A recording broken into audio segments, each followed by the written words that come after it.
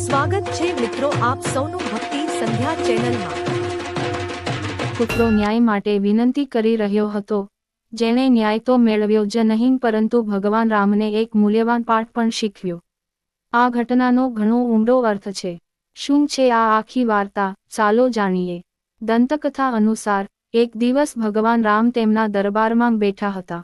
જ્યારે સાંજે કોર્ટનો સમય પૂરો થવાનો હતો, ત્યારે તેણે તેના ભાઈ લક્ષ્મણને બહાર જઈને જોવાનું કહ્યું કે બહાર કોઈ ન્યાય માટે રાહ જોઈ રહ્યું છે કે નહીં। ભગવાન રામ ઈચ્છતા ન હતા કે કોઈ પણ રીતે ન્યાયથી વંચિત રહે। તેથી લક્ષ્મણે બહાર જઈને આજુબાજુ જોયું પણ તેને કોઈ દેખાયું નહીં। તે અંદર આવવા જતા હતા ત્યારે તેની નજર એક કૂતરા પર પડી, જે ઘાયલ અને ઉદાસ બેઠો હતો। તેના માથામાં ઈજા થઈ હતી।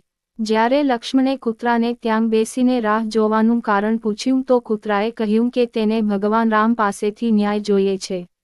લક્ષ્મણે કૂતરાને દરબારમાં આવીને પોતાનો વિચાર રજૂ કરવા કહ્યું।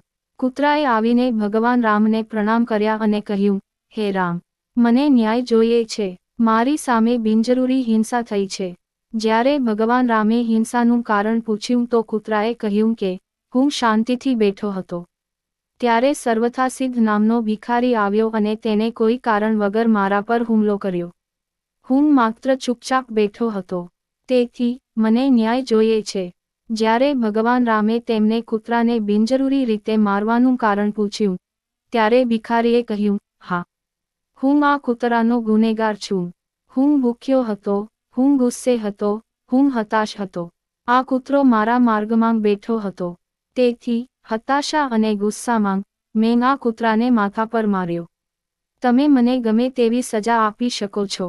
જ્યારે ભગવાન રામે તેમના દરબારીઓ પાસે ન્યાય માટે સલાહ માંગી, ત્યારે કોઈ પણ માણસ અને કૂતરાની તુલના કરીને ન્યાય સૂચવવા સક્ષમ ન હતું કારણ કે તેમની પાસે આને લગતો કોઈ કાયદો નહોતો। ત્યારે ભગવાન રામે નિરાશ થઈને કૂતરાને પૂછ્યું કે તે ભિખારીને શું સજા આપવા માંગે છે। કૂતરાએ કહ્યું, આ ભિખારીને કાલિંજર મઠનો મુખ્ય મઠાધિપતિ બનાવો।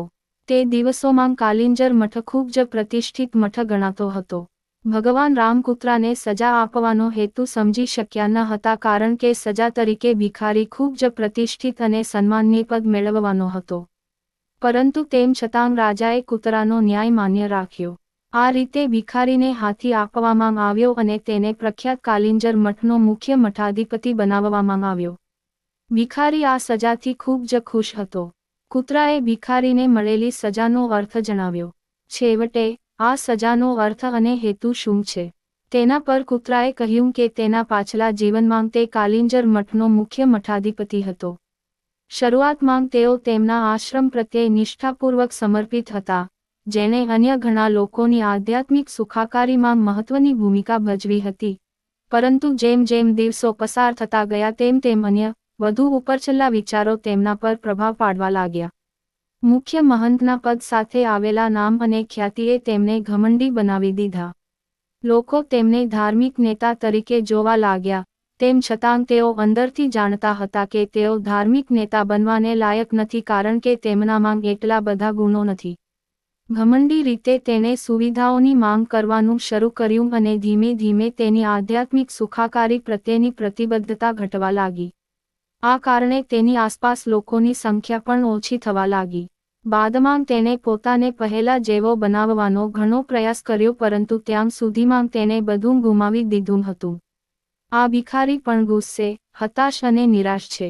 હું જાણું છું કે જે રીતે મેં મારી જાતને સજા કરી છે તે જ રીતે તે પોતાને સજા કરશે। તેથી તેના માટે આ શ્રેષ્ઠ સજા છે।